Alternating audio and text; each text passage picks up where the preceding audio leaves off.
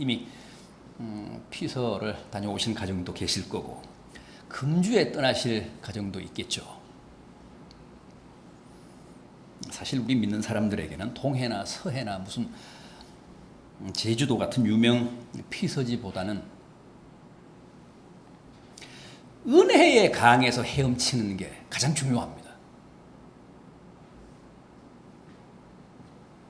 워터파크에 가서 물놀이 하는 것도 중요한데 그것도 뭐 즐겁고 좋은데 은혜의 강가에서 수영하는 일이 훨씬 더 복됩니다. 은혜의 강에서 헤엄친다? 무슨 뜻입니까? 오늘 본문을 통해서 한번 확인해 보겠습니다. 오늘 이 본문의 내용은 에스겔 선지자가 본 환상입니다. 어떤 내용입니까? 성전 문지방 밑에서 샘물이 솟아서 그게 제단을 돌아 성전 밖으로 흐르더니 드디어는 큰 강을 이루더라는 겁니다. 그렇다면 여기 성전 문지방 밑에서 흘러나온 뭘 가리킵니까? 이게 바로 하나님의 은혜를 말합니다. 하나님의 은혜의 샘물이라는 겁니다. 그렇습니다. 하나님의 은혜는 특별히 성전을 통해 제단을 통해 흘러내립니다. 왜 그럴까요? 성전에는 하나님의 임재를 뜻하는 지성소가 있잖아요. 성전에는 예배가 있잖아요. 기도가 있잖아요. 하나님 찬양이 있잖아요.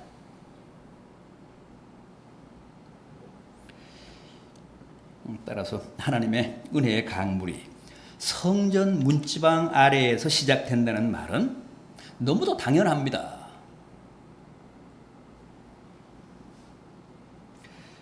또 오늘 본문 마지막 절인 12절을 보면 그 물이 성소를 통하여 나옴이라 그랬습니다.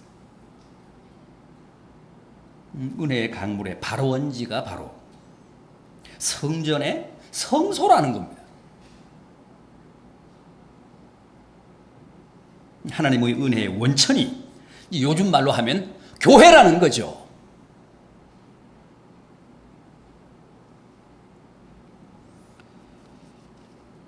그런데 중요한 것은 바로 그 다음입니다. 에스겔이 하나님 사자의 지시로 성전으로부터 흘러나와서 드디어 강을 이룬 그 강물에 들어가 봤습니다. 그랬더니 처음에는 그 물이 어디까지 찼다고요? 발목까지 찼다고 합니다. 3절 하반절을 보십시오. 제가 봉독해드린 오늘 본문 3절 하반절을 보면 물이 발목에 오르더니 그랬습니다. 이건 무슨 뜻입니까? 성전에서 솟아나온 은혜의 강물에 하나님의 사자가 명령해서 들어가 봤더니 에스겔 선지자의 발목에 물이 찼다는 겁니다. 여러분, 우리가 다 같은 교회 또 이런 같은 조건에서 신앙생활을 하고 있지만은 그렇다고 모든 성도들이 다 똑같은 하나님의 은혜를 향유하며 사는 것은 아닙니다.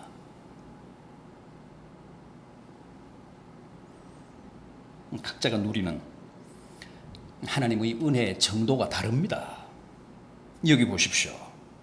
은혜의 강물이 발목까지 찼다고 합니다. 그것은 지금 이 사람이 누리는 하나님 은혜의 수위를 뜻합니다. 하나님의 은혜를 누리며 살되 발목에 차는 정도의 은혜를 향유하며 사는 사람이라는 뜻입니다. 이런 사람을 우리는 흔히 발목신자라고 합니다. 발목신자. 어떤 사람입니까? 신앙생활을 오직 발목으로 하는 사람들입니다. 발목만 사용해서 겨우 교회만 왔다 갔다 하는 사람. 한번 생각해 보십시오. 예수를 믿은 지 5년이 지나고 10년이 지났는데도 아직까지 발목이면 어떡합니까? 이런 사람들은 삐끗하면 발목을 다치기 때문에 참 어렵습니다. 조심스럽습니다. 툭하면 발목을 삐거나 실족해서 시험에 들기 때문에 상대하기가 여간 까다롭지가 않습니다.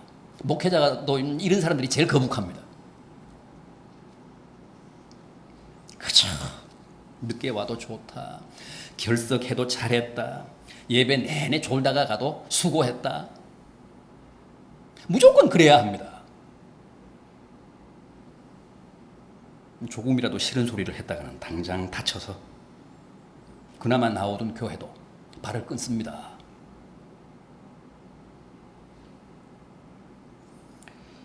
여러분, 절대 발목 신자로 만족하지 마십시오. 더 깊은 데로 나아가십시오.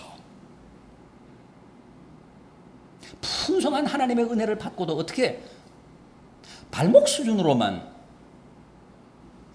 하나님의 은혜를 누리며 삽니까?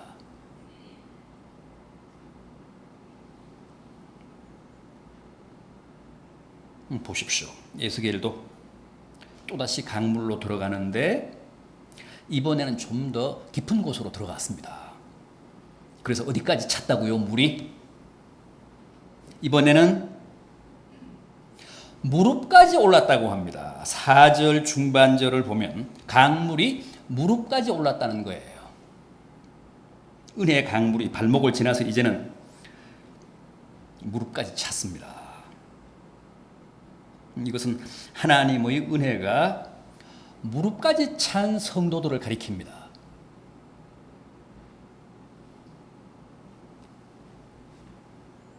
이런 사람을 우리는 소위 무릎 신자라고 합니다.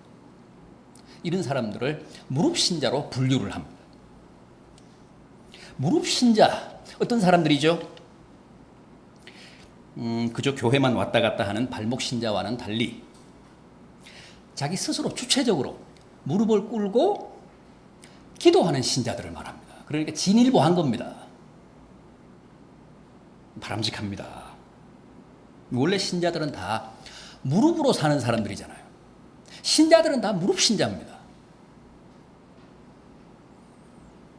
기도하는 사람들이라는 뜻입니다. 주님의 육신의 형제 가운데 야고보라는 동생이 있죠. 신약 성경에 나오는 그 야고보서의 저자입니다. 베드로와 함께 초대 예루살렘 교회의 가장 유력한 지도자였습니다. 그 주님의 동생, 주님의 형제 야고보의 별명이 뭐였다고요? 뭐였습니까? 낙타무릎이었잖아요. 낙타무릎. 밤낮으로 무릎 꿇고 기도해서 무릎이 낙타무릎처럼 됐다는 거예요. 주님의 형제 야고보가 그렇게 기도를 많이 한 사람입니다.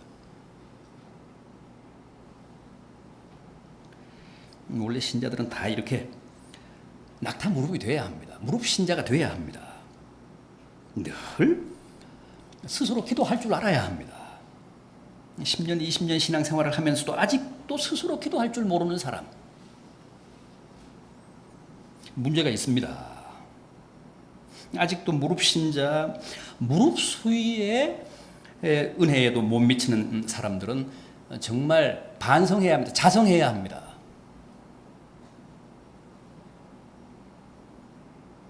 그러나 스스로 무릎 꿇고 기도할 줄 아는 수준의 무릎 신자라고 해서 다 된 것은 아닙니다.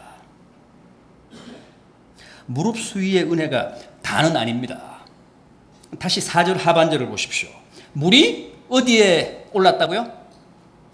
허리에. 물이 다시 에스겔 선지자의 허리에 찼다는 겁니다. 이런 사람을 무슨 신자요? 허리 신자. 이런 사람이 허리 신자입니다. 하나님의 은혜의 강물이 허리까지 찬 사람들. 허리 신자는 어떤 사람들이죠?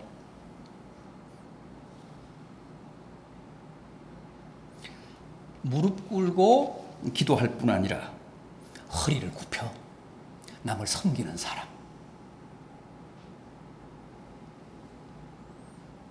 주님의 몸된 교회를 위해 헌신하고 봉사하는 사람. 주님의 신실한 종으로 청지기로 사는 사람.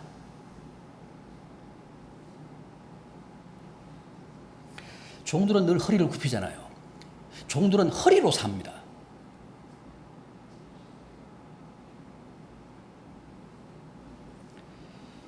발목만 써서 겨우 교회만 오가던 사람이 언제부턴가 스스로 무릎을 꿇고 기도하더니 이제는 허리까지 굽힙니다. 많이 발전한 겁니다.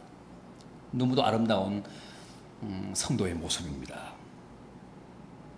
주님의 몸된 교회를 위해 헌신하고 형제들을 위해 희생하며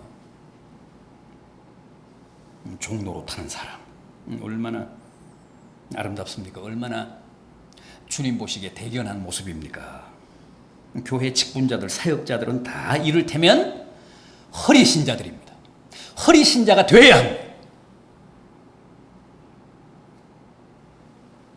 그럼에도 요즘 교회 직분자들의 가장 치명적인 약점, 교회 직분자들이 가장 못하는 게 뭡니까? 허리를 안 쓴다는 거죠. 허리를 굽힐 줄 모른다는 거죠. 직분자들이 제일 어려워하는 게 바로 남 섬기는 일입니다. 참 이상합니다. 평소에는 잘하던 사람도 임직을 하고 나면, 장로가 되고 나면 갑자기 허리가 뻣뻣해져서 허리 굽힐 줄 모릅니다. 다 디스크 환자가 됩니다.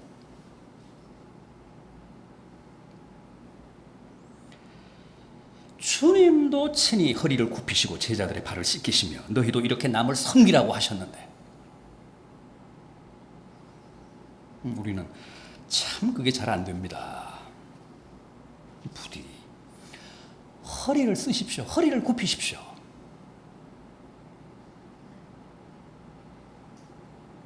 그래서 진정한 이 시대의 허리 신자들이 되십시오. 백화점 직원들도 은행이나 무슨 음식점 직원들도 오픈하기 전에 반드시 자기들끼리 마주서서 허리 굽히는 그 훈련하잖아요. 연습하잖아요. 그래야 매상이 오릅니다. 교회도 마찬가지입니다. 이 허리 신자들이 많아야 교회가 부흥합니다. 발전합니다. 허리를 굽힐 줄 모르는 사람은 목도 뻣뻣합니다. 목도 못 굽힙니다.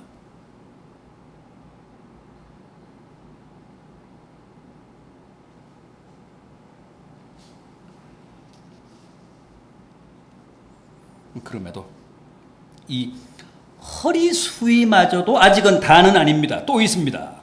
5절을 보십시오. 그 물이 창일하여 뭐라고 했습니까? 물이 가득하여 헤엄칠 만한 물이라고 했습니다. 강물의 수위가 더 높아져서 이제는 걸어서는 아무도 건널 수가 없고 헤엄을 쳐야 한다고 합니다. 이게 바로 은혜 충만의 경지입니다. 은혜의 강을 마음껏 헤엄치는 수준. 이게 바로 우리가 바라는 주님이 기대하시는 은혜의 최종 수위입니다.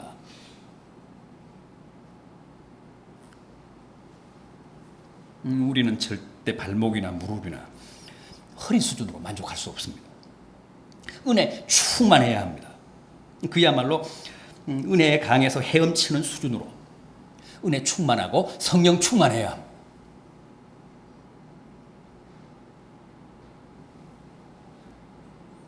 왜 그럴까요? 왜 우리가 은혜 충만해야 할까요? 왜 은혜의 강에서 우리가 헤엄쳐야 할까요?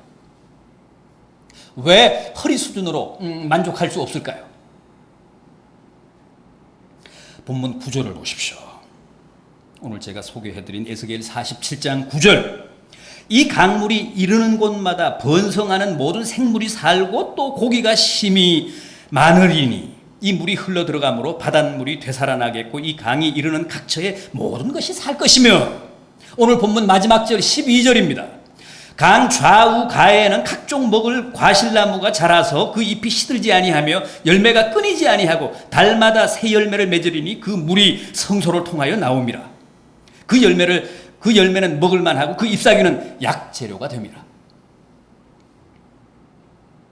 은혜의 강물이 이르는 곳마다 번성이 있고 물고기가 심이 많고 강 좌우에 각종 실과 나무가 있어서 달마다 날마다 새로운 실과가 맺히고 그 실과 나무 잎사귀는 약재료가 된다고 합니다.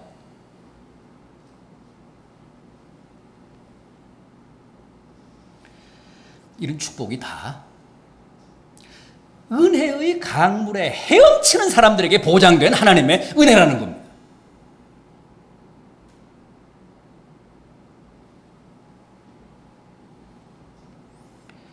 은혜의 강을 헤엄쳐가야 비로소 만날 수 있고 누릴 수 있는 축복. 여기 보십시오. 번성, 풍성함, 넉넉함, 다양함, 풍요로움, 치유, 각종 실과나무의 잎사귀가 좋은 약재료라고 하니까 건강, 이게 다 하나님의 은혜의 강에 헤엄치는 사람들의 몫입니다. 그래서 우리가 은혜 충만해야 합니다. 성령 충만해야 합니다. 절대 발목이나 무릎이나 허리로 만족할 수 없습니다.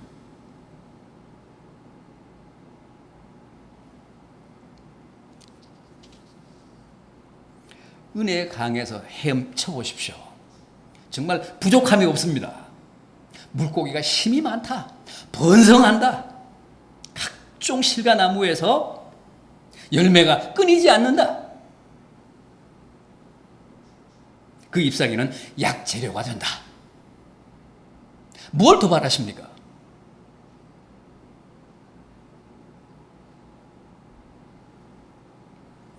그래서 우리는 반드시 무슨 동해가 아니라 서해가 아니라 제주도가 아니라 은혜의 강에서 헤엄쳐야 합니다.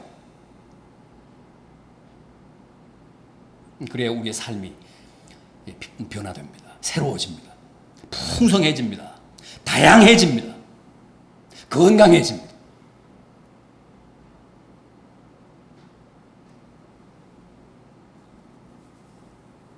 제발 은혜 충만하십시오.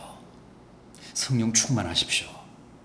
유치원생들처럼 날마다 얕은 물가에서 첨벙거리지 마시고 마음껏 깊은 은혜의 강에서 헤엄치십시오.